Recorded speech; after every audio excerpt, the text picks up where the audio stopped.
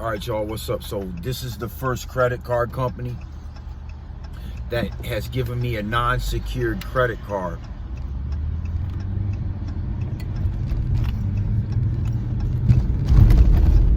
Since I fucked up all my credit. Okay?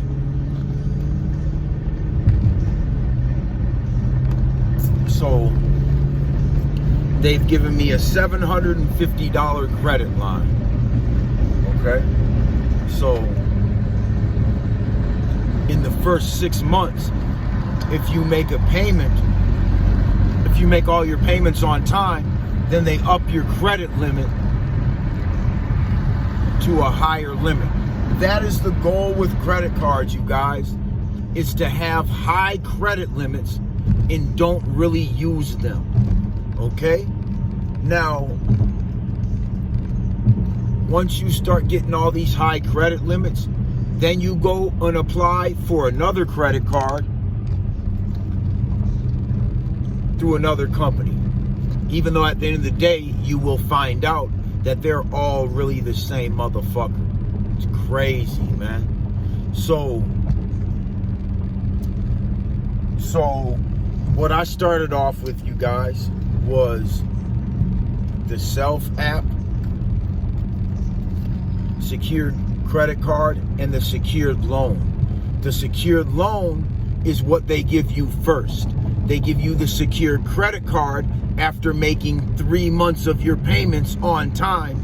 You can use that money that has built up in your secured loan to secure your credit card, so you don't have to come out of your pocket any extra money. Your $48 a month payment, if you select that option, is what ends up backing this card after 3 or 4 months. Okay, it's actually 3 months.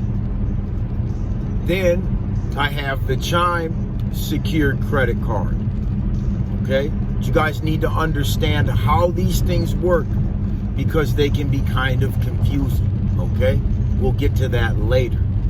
But once you guys start getting these cards, if you have any questions, then come in the comments and ask me and I'll explain it to you. Because there's 2 different ways to pay your monthly balance on these cards, you guys. So they're slightly confusing. So make sure you understand how they work, and if you don't, then ask me. Okay, so I have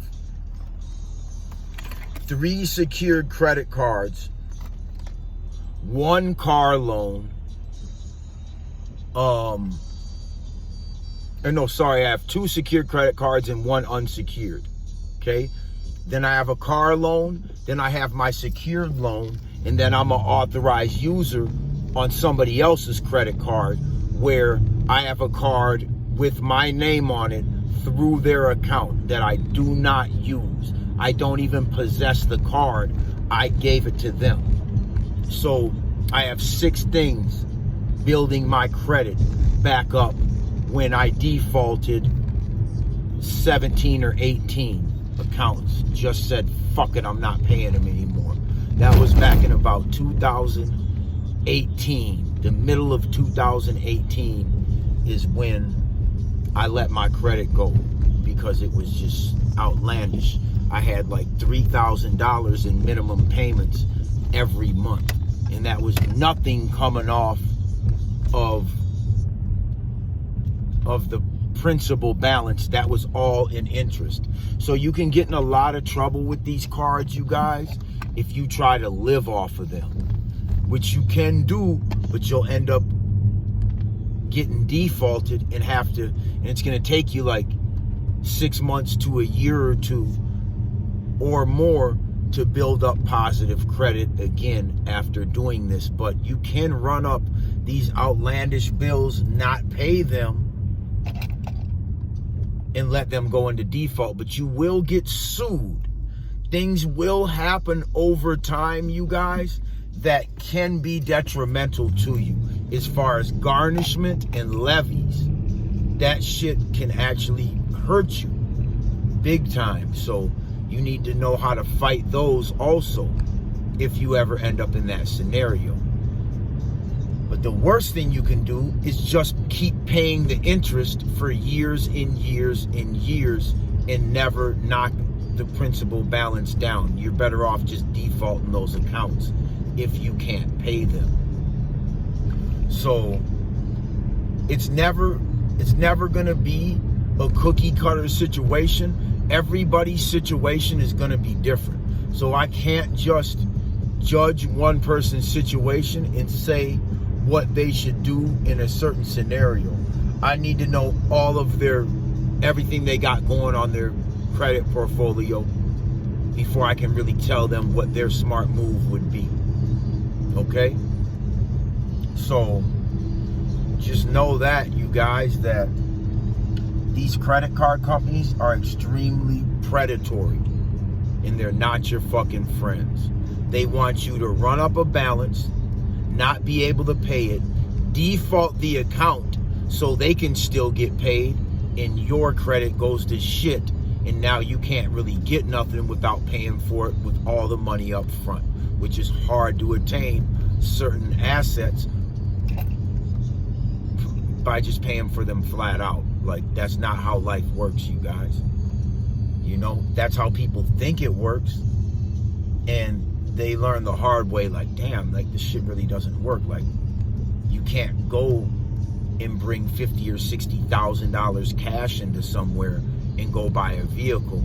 You'll get red flagged by the IRS, and you'll fuck around and get charged with tax evasion if it's dirty money. They got ways to make sure that you can't spend cash money on certain items, you guys. They know what they're doing, okay? So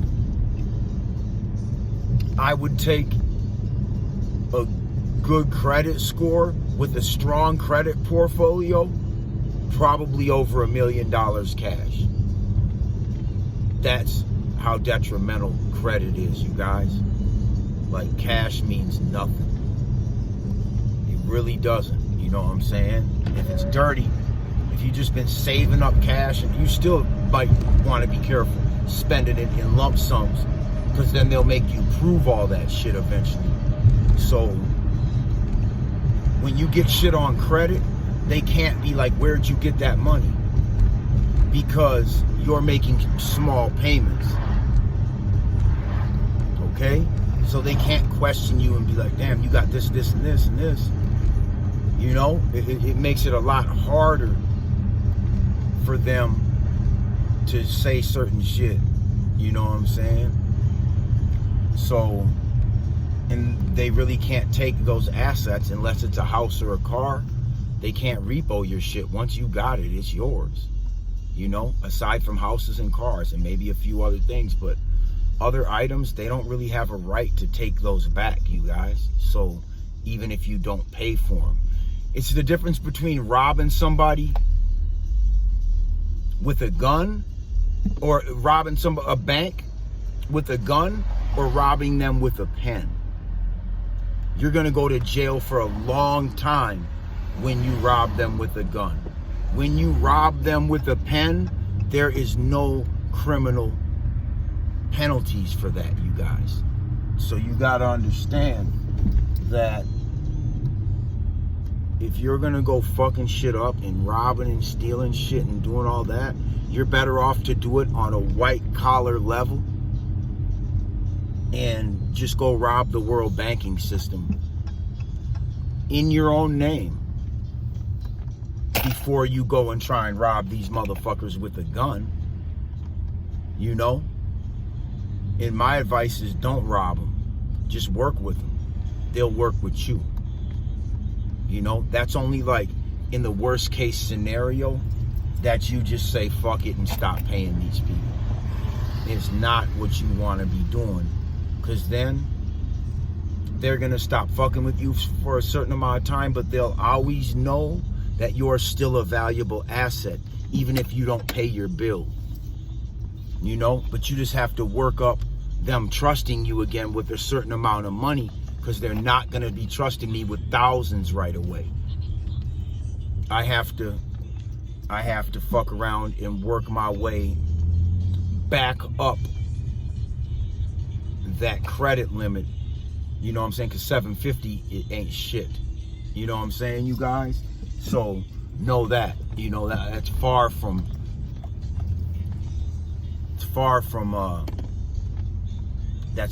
where I'm trying to get as far as my credit limits. But all right, y'all, I'm out.